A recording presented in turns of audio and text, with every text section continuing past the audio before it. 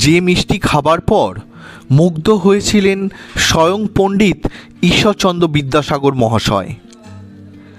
আউটডোরে শুটিং শেষে যে মিষ্টি নিয়ে বাড়িতে ফিরতেন উত্তম কুমার, ছবি বিশ্বাস, ছায়াদেবীরা, যে মিষ্টি পাড়ি দিয়েছে আমেরিকা, ফ্রান্স, ব্রিটেনে, সেই মিষ্টি খেতে আমি চলে এসেছিলাম জনাইয়ের সুপ্রসিদ্ধ কমলা সুইটসে। গুড মর্নিং বন্ধুরা, welcome to my channel the explorer Soumitra. আজ আমি চলে এসেছি জনাইতে। আর জনাইতে যে প্রসিদ্ধ মিষ্টান্ন আজ আমি আপনাদের সামনে তুলে ধরব, তার নাম হয়তো পশ্চিমবঙ্গের অধিকাংশ মানুষেরই জানা। হ্যাঁ, আমি জনাইতে আজ খেয়ে এবং তৈরি করা দেখাবো জনাইয়ের বিখ্যাত মিষ্টি মনোহরা।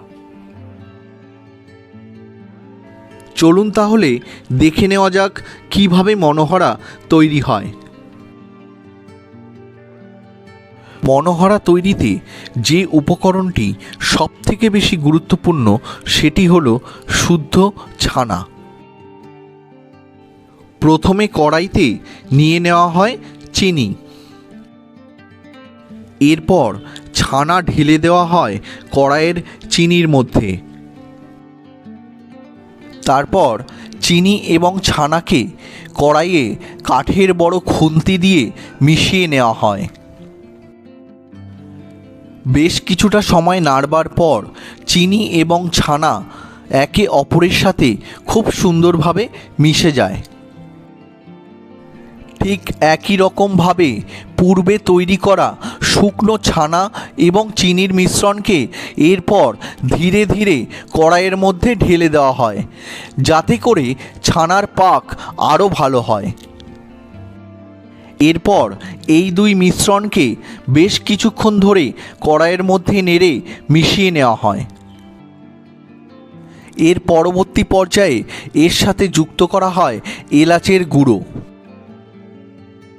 এলাচের গুঁড়োগুলোকে ছোট্ট একটা খুন্তির দ্বারা বারবার নেড়ে ছানার মিশ্রণের সাথে খুব সুন্দরভাবে মিশিয়ে দেওয়া হয়। তারপর ছানার মিশ্রণকে কড়াই থেকে অন্য একটি পাত্রে ধীরে ধীরে তুলে নেওয়া হয়। এরপর বেশ কিছুক্ষণের জন্য বড় একটি বাটাতে এই ছানাকে শুকিয়ে নেওয়া হয়। শুকিয়ে যাওয়ার পর বড় একটি চাকু দিয়ে বাটার ছানাকে বারবার কেটে নেওয়া হয় মণ্ড তৈরি করবার জন্য। এরপর দুই হাতের মাঝে ছানাকে আস্তে আস্তে পাক দিয়ে গোল আকার প্রদান করা হয়।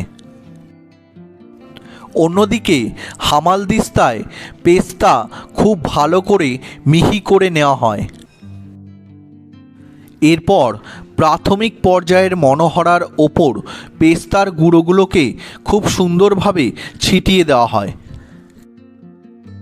এখানে পেস্তার গুঁড়োগুলোকে মনোহরার সাথে মিশিয়ে নেওয়া হচ্ছে।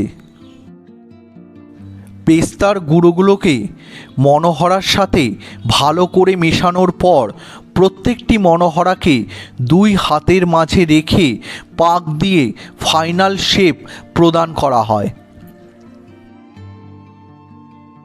এইভাবে মনোহরা তৈরির প্রাথমিক পর্যায়ের কাজ শেষ করা হয়। অন্যদিকে একটি পাত্রে চিনির রসকে ভালো করে নেড়ে ফুটিয়ে নেওয়া হয়। ফোটাবার পর চিনির রসের গাঢ়ত্ব ভালো করে দেখে নেওয়া হয়। চিনির রস ভালো করে ফুটে উঠবার পর বেশ কিছুক্ষণ সময়ের জন্য চিনির রসকে ঠান্ডা করতে দেওয়া হয়।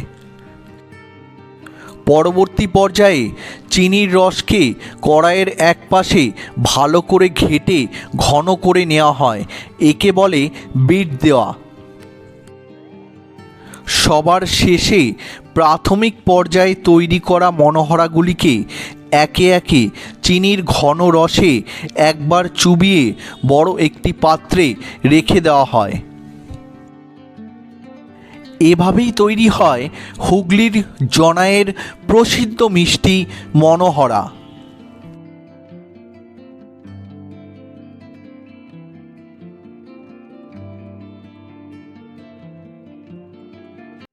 জনাই বাজার কালীতলা থেকে স্বপন কুমার দাস বলছি, কমলা সুইটের মালিক। মিঠাই যে সিরিয়ালটা হয়েছিল, মিঠাই সিরিয়ালটা যে হয়েছে তাতে আমার সমস্ত বয়ান দেওয়া আছে। মিঠাল সিরিয়ালে যে মনোহরা যে সমস্ত একদম সন্দেশ করা থেকে আরম্ভ করে ওকে বাঁ থেকে বেঁধে ছাওয়া পর্যন্ত সমস্ত আমার দোকানেই শ্যুটিং হয়েছে। দোকানে যে শ্যুটিংটা হয়েছে, তারপর এই শ্যুটিংগুলো আমার বাড়িতে হয়েছে সমস্ত কিছু মিঠাই সিরিয়ালে। এরপর আপনার যে গুটকা সিরিয়াল যে এটা আছে, তাতে আপনার মিহিরের যে মনোহরার যে এটা আছে সেটা আমার বাড়িতেই হয়েছে। আর বা এমনি আরে বাংলা যে কলকাতায় হয়, তাতে আমার স্টল থাকে। সেই স্টলেতে ধরুন আমি 2016-তে হুগলি ডিস্ট্রিক্ট থেকে আমি ফার্স্ট হয়েছিলাম। এখন আমি খেয়ে দেখব জনাইয়ের বিখ্যাত মিষ্টি মনোহরা। তবে আপনাদেরকে জানিয়ে রাখি, মনোহরা খাবার কিন্তু একটা নিয়ম আছে। সেই নিয়মটা হলো, মনোহরার ওপরে, এই যে মনোহরা আপনারা দেখতে পাচ্ছেন, এই মনোহরার ঠিক ওপরে একটা চিনির কোটিং রয়েছে, চিনির আস্তরণ রয়েছে। এই আস্তরণটাকে ভেঙে তারপরেই কিন্তু আমরা মিষ্টিটা খাবো। তাহলেই কিন্তু এই মিষ্টির প্রকৃত যে স্বাদ, সেই স্বাদটা আমরা পাবো। চলুন তাহলে টেস্ট করে দেখা যাক মনোহরা। এই যে আমি চিনির কোটিংটা আস্তে আস্তে খুলে ফেলছি। চিনির কোটিংটা খোলবার পর ভেতরে সন্দেশের একটা সুন্দর গন্ধ কিন্তু অলরেডি আমার নাকে আসছে।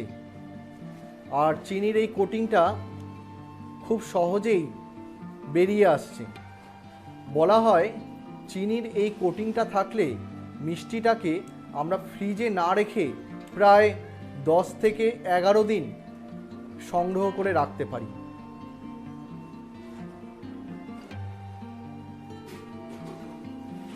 চিনির কোটিংটা বা চিনির আস্তরণটা ছাড়ানোর পর এরকম একটা রূপ আমরা দেখতে পাচ্ছি মনোহরার। এটাই আমি খেয়ে আপনাদেরকে দেখাবো।